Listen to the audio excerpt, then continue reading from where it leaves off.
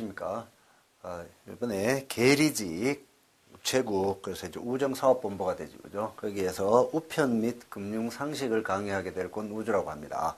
자, 계리직 같은 경우에는 이제 한 몇 해 동안에 쭉 모집이 없다가 이제 최근에 들어가지고 그죠? 작년하고 재작년하고 뭐 이렇게 해서 최근에 이제 한 2년, 1, 2년 전부터 해가지고 이제 좀 전국적으로 큰 단위로 해서 이제 좀 대규모로 모집을 하고 있죠. 그래서 향후에 앞으로 이제 계리직 같은 경우에는 굉장히 조금 수요가 많을 것이다. 이렇게 이제 예상을 합니다.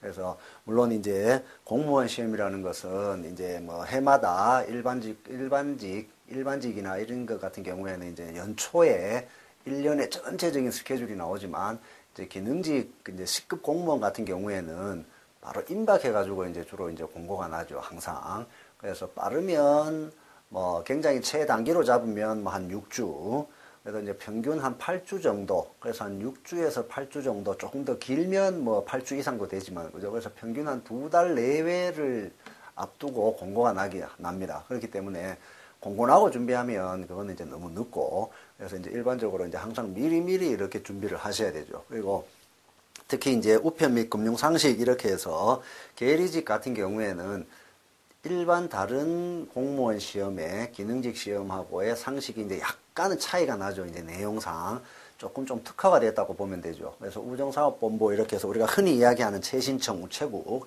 이런 쪽에는 조금 특화됐기 때문에 내용이 이제 조금은 다르다. 이렇게 이제 보시면 돼요. 그리고 일반적으로 우리가 이제 우편이나 금융상식 이렇게 해서 이제 타이틀이 붙었지만 우리가 흔히 접하는 겁니다. 흔히 접하는 거.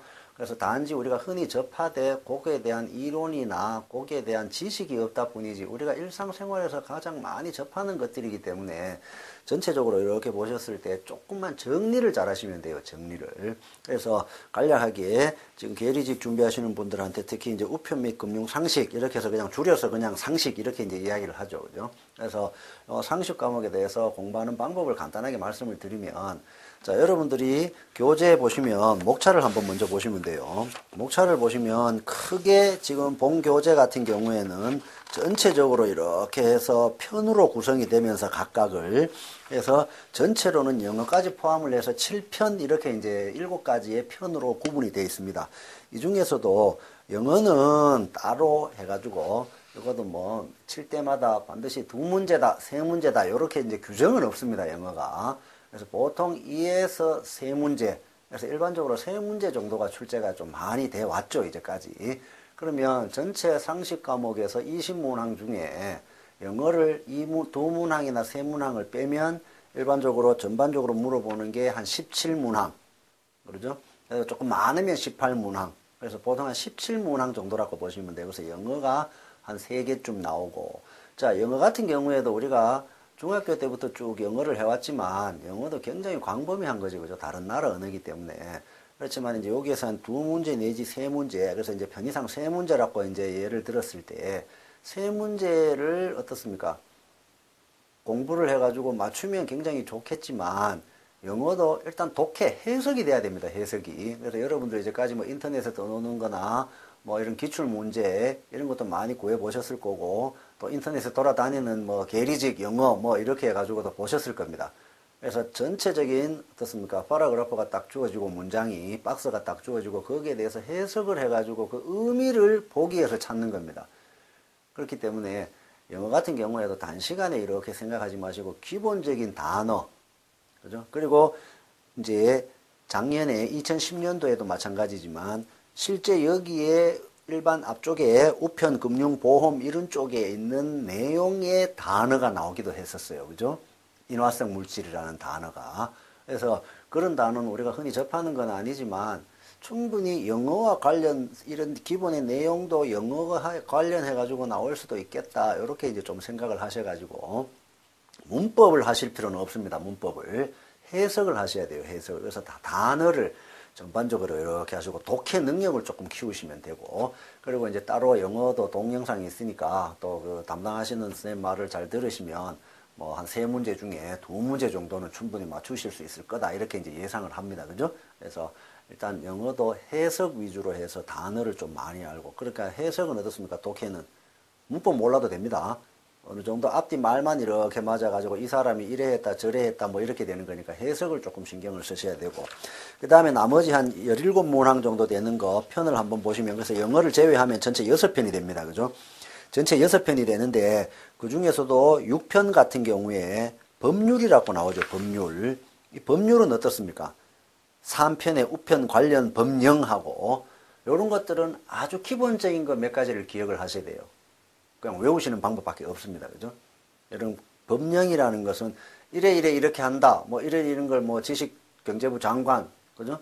또는 정부에서 뭐 이렇게 해가지고 이렇게 한다. 이렇게 이제 되는 게 있어요. 고시라고 하고 하는 거. 그런 것들은 외우실 수밖에 없고, 나머지 편들은 우리가 흔히 접하는 겁니다. 조금 전에 말씀드렸듯이. 그래서 전체적으로 정리를 하시는데, 필기를 하시는데, 저는 설명하기 위해서 이런 거는 이런 면에 대해 설명을 하지만 여러분들은 어떻습니까? 이렇게 구부를 지어서 필기를 한번 하시면 돼요. 그래서 만약에 이제 3강, 뭐 또는 여러분들이 뭐 편의상 5강씩 나누든지 2강씩 나누든지 1강씩 나누면은 그거는 조금 너무 좀 세부적으로 되는 거니까 한 3강에서 4강 정도로 이렇게 나누셔가지고 고날고날 배우신 내용들을 따로 이렇게 우리가 이제 쉽게 말해서 이제 그 줄거리를 적듯이, 그죠? 그 타이틀의 내용을 이렇게 간단하게 단어 위주로, 문장까지도 필요 없습니다. 단어 위주로 키워드만 이렇게 정리를 하시면 나중에 그게 마지막에 볼 때는 그게 서브노트가 됩니다. 그래서 지금 여기에도 보시면 이런 수치 같은 게 좀 많이 나와요. 수치가 많이 나오니까 그런 거는 어떻습니까? 단기간에 이렇게 우리가 되는 건 아닙니다. 그래서 그런 수치를 전반적으로 이렇게 정리를 해 놓으시고, 그 다음에 그걸 자꾸 반복해서 보시면 돼요. 반복해서 보시고, 그러면 아직까지 이제 기간은 많이 남았습니다. 2011년도에도 언제 이제 발표가 날지는 모르지만, 그래서 아직까지 기간은 충분히 많이 남았다 생각을 하시고, 전반적으로 요약 정리를 하시고, 요약 정리입니다. 요약 정리를 하시고 그걸 반복을 하시면 돼요. 그래서 이제 수업이 이렇게 진행이 되면서 자, 요런 식으로 조금 정리를 해 놓으시고, 요런 것들은 키워드입니다. 중요한 단어이기 때문에 요걸 꼭 좀 기억을 하십시오. 이렇게 말씀을 드릴 겁니다. 그리고 이제 문제가 전부 객관식 문제입니다. 그죠? 객관식 문제이기 때문에 어떻습니까? 조금 시쳇말로 해가지고 조금 어설프게 알아도 이렇게 찾아 골릴 수가 있어요. 그리고 객관식은 어느 자격증 시험 문제든 취업 문제든 간에 항상 단어 한두 개를 바꿨습니다. 단어 한두 개. 그리고 지금 우리는 우편이니까 소포 이런 것 같은 경우에는 중량 제한이 있습니다. 중량 제한. 그러면은 우리 말로 된 표현들은 그대로 다 돼 있고 중량에 대해서 숫자만 바꿨습니다. 그죠? 그래서 지금 이제 오늘 이제 일단 이제 1강부터 쭉 하면서 이제 뭐 소포 같은 경우 30kg 이내고 뭐 이렇게는 그 키로 수가 나옵니다. 그 30kg 이내가 뭐 20kg 이내, 예를 들면 뭐 35kg 이내 이런 식으로 숫자를 바꿨습니다. 그죠?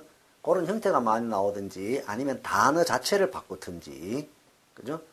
그 다음에 종류, 몇 가지 종류가 이렇게 있는데 그 종류에 해당되는 다른 종류를 갖고 오든지 이런 식으로 돼요.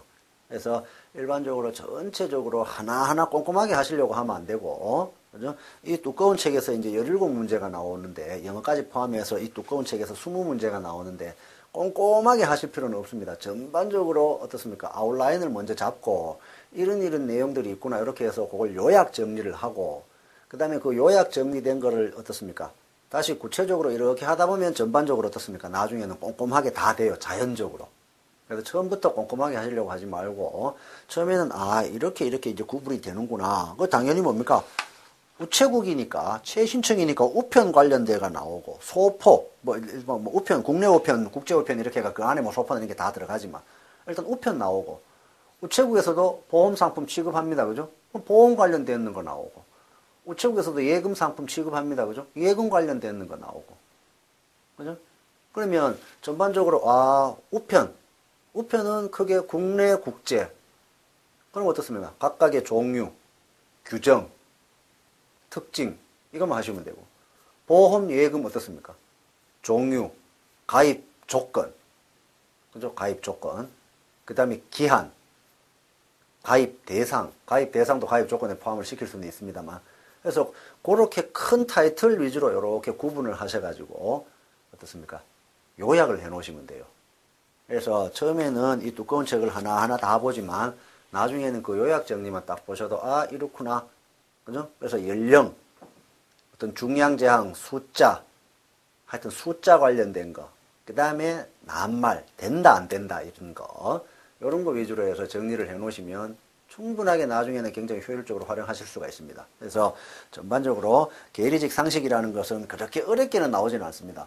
단 문항수가 적기 때문에 한 문제라도 실수를 하면 그거는 이제 조금 타격이 크죠. 데미지 자체가 좀 크고, 만약에 뭐 문제가 40문항씩 나온다 이런 거는 조금 편하게 공부를 하시면 돼요. 그래서 문항이 적을수록 어떻습니까? 아주 세부적으로 묻는 것보다는 전반적으로, 물론 세부적으로 묻는 것도 나올 수는 있겠죠. 그래서 일반적으로 봤을 땐 전반적인 그 겉모양부터 하고, 그 다음에 조금 큰 뭉태기, 그 다음에 어떻습니까? 내용으로, 세부적으로. 그렇게 해서 단계적으로 하신다 생각을 하시고, 저하고 한번 이 책을 한번 쭉 끝날 때는 어떻습니까? 요약 정리가 돼 있으셔야 돼요. 책에 대한 내용을 외우시는 것보다가 요약 정리가. 그럼 그 요약되어 있는 거에서 조금 부가적인 거나 내가 알아야 되겠다. 그때 이 책을 찾으시면 돼요. 이 책을. 목차를 이렇게 보시고, 아, 이런 내용들은 이쪽에 있구나. 이렇게 찾으시면 돼요. 그 내용까지 다 해줄 필요 없고 무조건 요약 정리입니다. 그러면 충분하게 이 계리직의 상식은 좀 높은 점수를 충분히 받을 수가 있는 겁니다. 실수 안 하시고.